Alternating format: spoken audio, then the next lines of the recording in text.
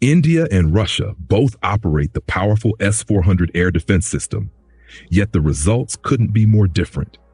While Russia struggles to use it effectively in real combat, India has made the S-400 shine, especially during its recent conflict with Pakistan. Even President Putin, in his latest speech, praised India's performance. But here's the billion-dollar question. How is it that India uses a Russian-made system better than Russia itself? That's exactly what we're going to uncover in this video. Before we dive back into the glorious world of facts and firepower, I just need to take a moment to thank a very special group of people. Yes, I'm talking about the haters. You've been working overtime in the comments, writing essays, spamming nonsense, repeating the same copy-paste insults relentlessly. Honestly, it's adorable. You're boosting my engagement like unpaid interns. You're the real MVPs. So, from the bottom of my heart, thank you for your service. Now, the latest conspiracy from the basement-dwelling troll community is that I'm just clickbaiting Indians to make money. Wow, genius-level detective work, except for one tiny problem. This channel isn't monetized. There are 0 ads on my videos. I've turned down sponsorship deals, yes, actual money from VPNs and game companies. No Patreon, no merch, no super chats, nothing. So let me ask, how am I scamming people when I'm not even getting paid? See, trolls, it's called logic. Look it up. Honestly, I feel sorry for the haters. They've got so few brain cells, even a plankton would be insulted by the comparison. I could have easily gone the sellout route. I could have made shiny pro-US or pro-China content, dropped some funny fighter jet memes, and slapped a cartoon face on an F-22 while roasting random countries. Heck, one American YouTuber does exactly that, and he gets millions of views. But that's not me. I chose truth. I actually believe what I'm saying, and I believe people deserve military content that's sharp, honest, and occasionally makes a few fragile egos cry. And guess what?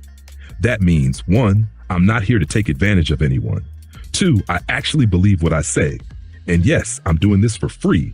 Also, plot twist, I'm not even Indian. One day I'll reveal who I am, but not yet. And every script you hear is written by me, edited by humans, voiced by AI, because let's face it, no one around me can deliver this voice with that level of savage authority. So next time you want to accuse me of running some evil clickbait operation, remember this. You're hating on a guy working for free just to annoy you. That's gotta sting. Anyway, thank you again, comment warriors. Keep racking up those replies and dislikes. I'll keep growing and you'll keep crying. Now let's get back to the video.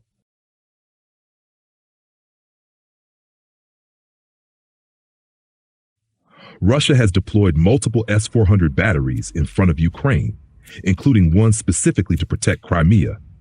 Yet, you may have seen footage of cheap $300 drones launched straight out of a container, flying in and attacking a Russian base. I remember watching that and thinking, this can't be real.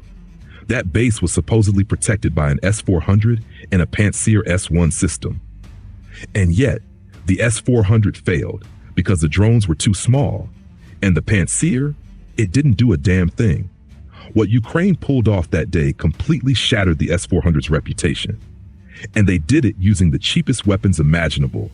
Now, to be fair, Russia's S-400s did intercept some missiles, like HIMARS and ATACMS. But let's be honest, Ukraine only fired a few, and still some got through. We've all seen the images of destroyed S-400 launchers and damaged Russian air bases. One Su-57 was even destroyed, so clearly not a flawless performance. Now here's where things get interesting. Compare Ukraine to Pakistan. Pakistan is ranked the 5th largest missile power in the world, ahead of countries like the UK and France. They had far more advanced capabilities than Ukraine, which was using downgraded, limited access Western gear. Pakistan fired hundreds of missiles at India, and not a single one hit a major Indian base.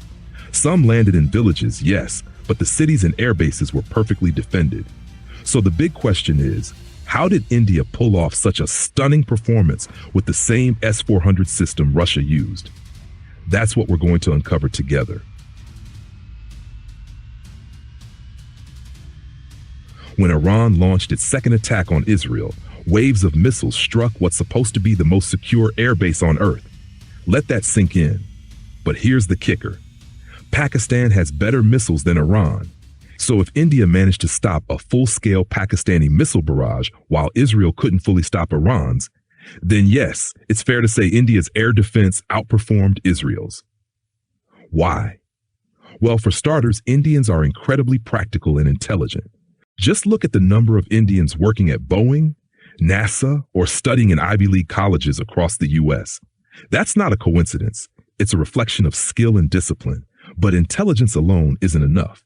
Russia is full of smart people too. Yet I wouldn't be surprised if someone found empty vodka bottles in the S-400 command unit after those drone attacks. And no, I'm not joking. You really can find stuff like that at Russian frontline bases. Indian soldiers, on the other hand, take pride in their duty. They fight with focus and honor. Let me ask you, if you're from India, do your soldiers drink on the battlefield like Russians? I doubt it. Still, even good soldiers and smart minds aren't enough. What completes the picture is strategy. India didn't just rely on the S-400. They combined it with the Akash air defense system, which played a massive role. It helped prevent the S-400 from being overwhelmed by cheap drones, a mistake Russia failed to avoid. Akash also brought down the cost of defense significantly, giving India both strength and efficiency. And here's the bottom line. It's not about the machine. It's about who's using it. India proved that. To Russia, to Pakistan, and to the world. Now it's your turn to show who you are. Just kidding. If you've made it this far, you're clearly a fan. And now that the haters are long gone, let me take a moment to say something real. If you saw my earlier message to the trolls, I hope it didn't bother you. I truly appreciate your support. We're almost at 10,000 subscribers, and that's all thanks to you. Thank you for flying above the Indian skies with us today. This is Caspian Insight, signing off.